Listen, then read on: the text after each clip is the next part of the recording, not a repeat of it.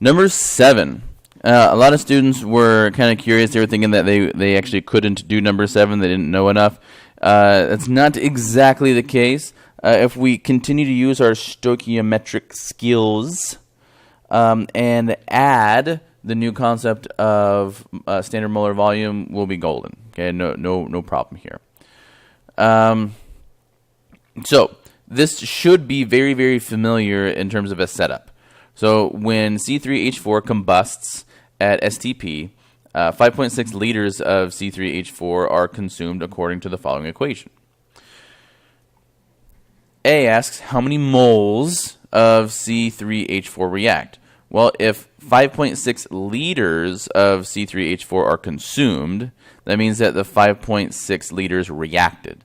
So we can convert directly from this liters into moles using the standard molar volume. So we'll convert 5.6 liters into moles using a conversion factor of 1 mole over 22.41 liters, and that will give us the same calculation we've already done in previous problems, 0.25 moles once we consider significant figures. B goes on to ask how many moles of O2, CO2, and H2O are either consumed or produced in the above reaction. So, O2. So when 0.25 moles of C3H4 are consumed, how much oxygen is required to react with that? So I'll simply convert from moles of this into moles of this. Simple enough, right? I got the 0.25 moles of C3H4, and I'll use the mole ratio of oxygen to C3H4, which is 4:1, to solve and generate 1.0 moles of O2. 1.0 moles of O2. I'm going to do the exact same thing with the CO2, but this time the mole ratio between CO2 and C3H4 is going to be a 3:1. 3:1. So when I crunch the number, it's going to be 0.75 moles of CO2. And lastly, we got to do the same thing for H2O. We're going to set it up the exact same way, but now the mole ratio is 2:1. And so 0.5 moles of H2O are produced. C asks, how many grams of C3H4 are consumed? Well, we know that the 5.6 liters reacted, which is the same thing as 0.25 moles.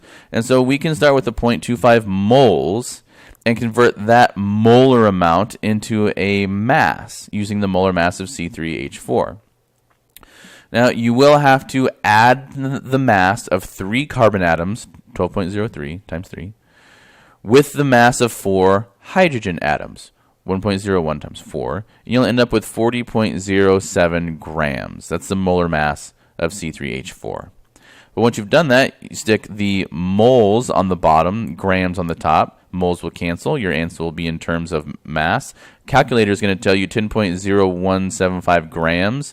I can only use 2 significant figures here because of the 0.25, so I'm going to move it up to 10, and I'm going to have to include a decimal to make sure that you know that this 0 is significant. That's 2 significant figures. D asks, how many liters of CO2 are produced? Well, now we're going from moles to liters. Now we're talking about CO2 and how much CO2 was produced. 0.75 moles of CO2 was produced. We know that from part B. And so we can have the 0.75 moles of CO2, and we can convert that back into liters, into volume, using the standard molar volume, which is for every 1 mole of the gas, we have 22.41 liters of that gas. Moles will cancel. Liters will be the only unit I have left. Calculator will tell me 16.8075 liters of CO2. But again, 2 significant figures, so I'm going to have to round to this spot. So I'll go with 17 liters. Lastly, E asks me, how many grams of H2O are produced? Exact same process I did in part C here, except I'm going to use this value for the H2O. Right, this value that I calculated right here for the H2O. So we're producing 0.5 moles of H2O, so I'm going to start there. 0.5 0.0 moles of H2O. I use the molar mass of H2O, which is 18 grams, 18.0 grams. In order to get the moles to cancel, I put the moles on my conversion factor on the denominator, put the unit I want to go into on the numerator, which is grams. Moles cancel. My answer is in terms of grams. Calculator tells me 9.0.